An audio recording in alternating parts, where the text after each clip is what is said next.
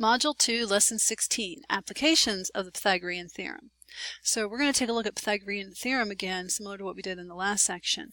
And we want to notice a difference between these problems and what we did yesterday. Every single one of these problems, which side is missing? Well, I should say every single one of the problems yesterday on Lesson 15, which side was missing? I believe it was always the hypotenuse you were trying to find. Well, if you look at the first example here, we are not missing the hypotenuse this time.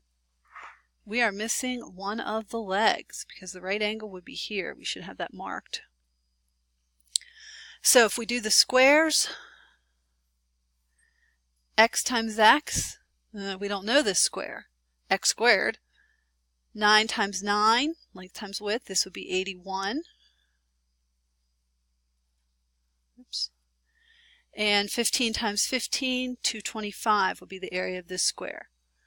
So do I want to add these two areas together to get the area of this square? No, that's not what the Pythagorean theorem says. It says the legs, you want to add these two squared areas together to get this one. Well, I don't know what this one is. Missing number plus 81 equals 225. How am I going to figure out what that is? I got some missing amount plus 81 is supposed to add up to 225. So how can I find that missing amount? Right, I'm going to have to subtract it. So 225 take away 81 gives us our missing amount of 144, which means that this square's area is 144. The length of this side is not 144. The area here is 144. If you remember from yesterday, we have to take the square root of this in order to find the non-squared number. So 12 times 12 is 144, so therefore the length of this side would be 12.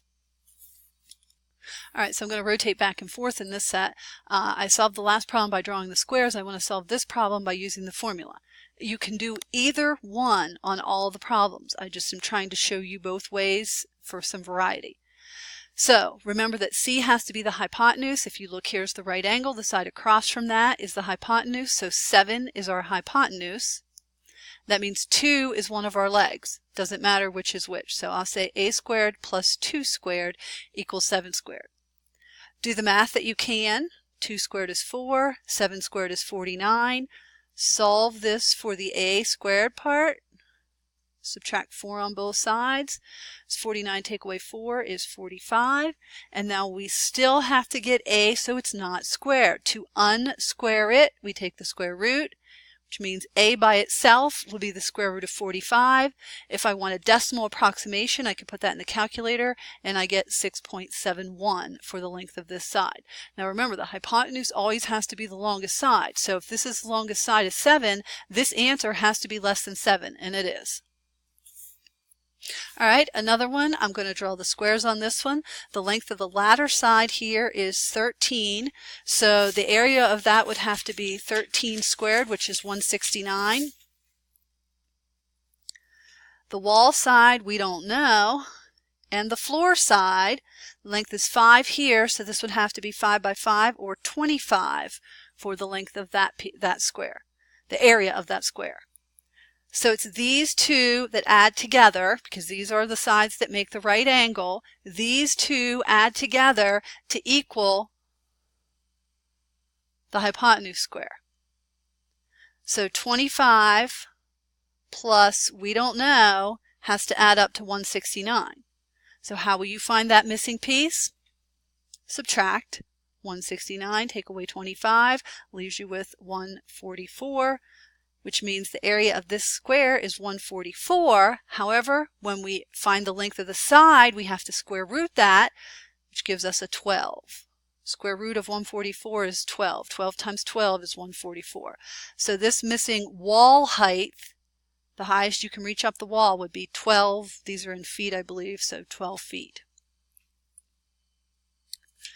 And the last one.